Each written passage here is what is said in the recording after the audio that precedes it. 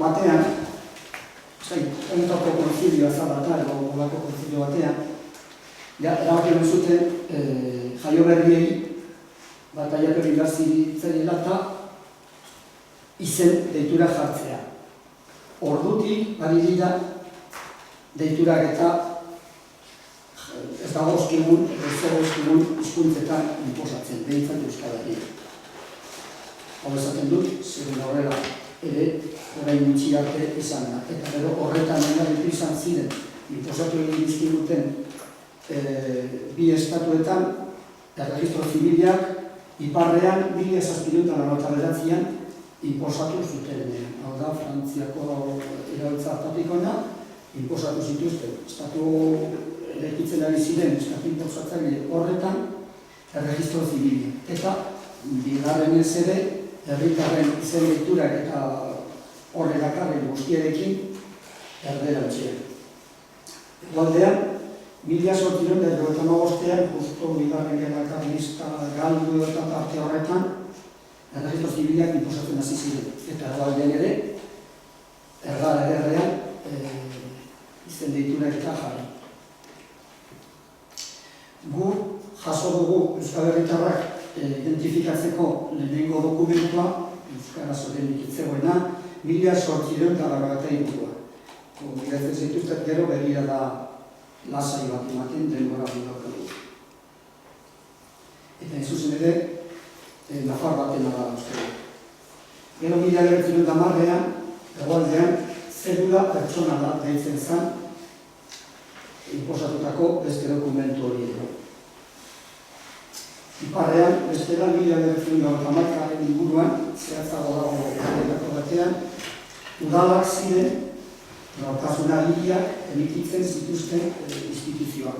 Beraz, gutxienez, herritarren gandik, hurbilago, baina Frantziako Parisetik inposatutako hizkuntza arroz horretan. Zer adibidez, 1910an, oraindik iparrak den honeko 150 oraindik euskalduna zen, eta segurezki gehienak euskalduntzak. Gero, aurkitu dugun euskaraz ere Euskal Herritar bat identifikatzeko lehenengo dokumentua, zein eta EJ-aren afiliazio txartel bat. Eraz, niretzat, hau importantea da, izuzen ere, Euskal Alderdi Jeltzalea eratu eta handik 40 urtetara. Jadanik, afiliazio txartela gaztelerak, baina euskaraz ere zegoelako. Kontatzen dut hau, zeren eta etorri zuten urtean egitera dokumentu hori zeukan 95 urtetako gizona. Eta hil baino lehen ere egin duzu. 1997an, Eusko Izar Agiria emititu zuen Jaurlaritzak milaka egin zituen, badakit Euskal Herriko zati baterako bakarrik, baina horretarako eman zuen historiak eta ez genekien hau ena elkartea sortu genuenean. Edo behintzat, agiria sortu genuenean. Eta dokumentu hori ere, euskaraz, frantsesez, gazteleraz eta ingelesez zegoen. Gero ja 1998an, ez gara bozitintzen, beste hortik esaten duten 1998an, hortik, DNI, inposatuko ziguten DNI, nafar batek asmatu zuen eta asko jengoa zen. Izen ez daukat horren, zeran liburuan datu asko ditu danez, bilatu ezazue hor, edo bestela beste momentu batean ezuko dizuet. Zeren asko jengo erdialdeko kale batean, oso hurbil edizakik, plaka bat jarrita dauka. Irazuz, eta bat uste hor. Inventor del DNI horako sozer jartzen du, plaka jarrita zegoen ere bintu gautu.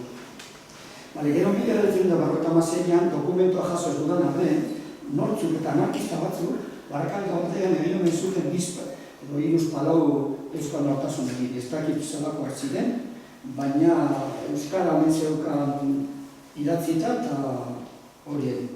Eta ja gero, 1992an, pasaporte moduko bat atara zuen euskotarrak taldea, PNV-tik jandako talde indartsu bat, 6 urte funtzionatu izan zuen eta gero izan zuen pearen sorrera neurri batean. Pasaporte hauek baina esaten zuen nonbait nortasun agiri bezala ere balio bat jazala. nik guzti hau gero berdin izan du. Eta ja 1995 sortu zen enaren aintzindarian, zuzen ere paperean eta zeloz plastifikatu horrendik ez baizan plastifikatzen dut.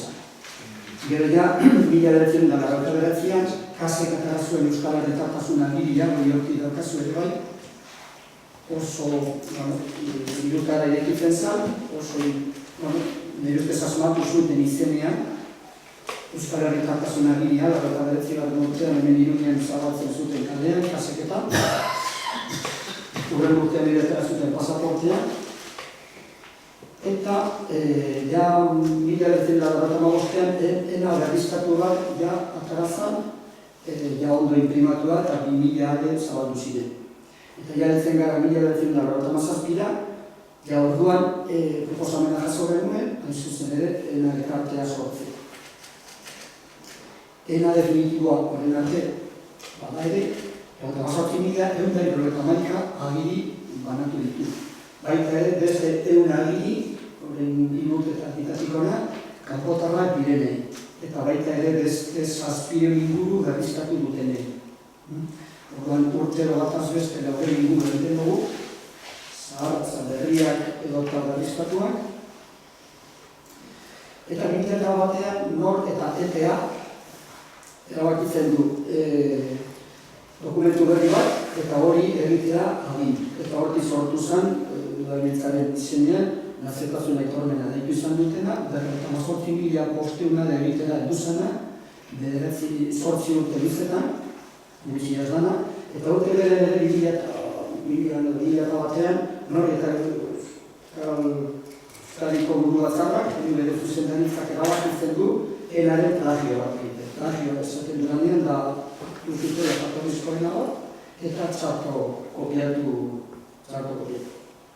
Eta laguntuta, oso importantzat hartzen dut egunerokotasunean Euskaldun bezala, zein Euskal Herritar bezala agertzea.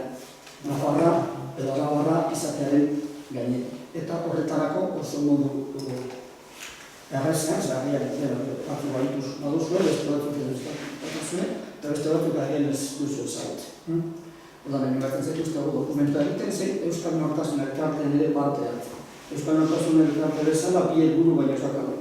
Bata, Euskal Nortasunaren kontzientzien sakondu eta hortan herritartasuna, nazionalitatea, lurraldetasuna, euskalduntasuna, euskaltzaletasuna, abertzaletasuna eta zun guzti horiek aztertu, sakondu eta horren berri eman, zeren kriston nahazte daukago gure artean eta nire ikuspegifikazioan. Eta beste bigarren helburua, Euskal Nortasunari aneketari den egin, ondo legoko, bina honetan, ena egiteko gulego bat euki, eta torriko ginetek egitean behin, izan biratena, den eskaera horiak hartu eta bilgora bidali, edota guzti honetaz sakontzeko. Eta orduan dokumentuak eta gehien egin, alikota gehien erabili, eta ja handik 43 udaletan ofizialaren dokumentuari zabalpen gehiago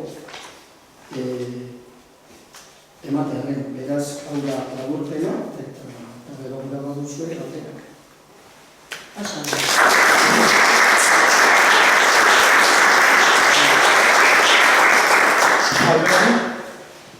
Nik galdera ez daukat, baina, bueno, ez dakit.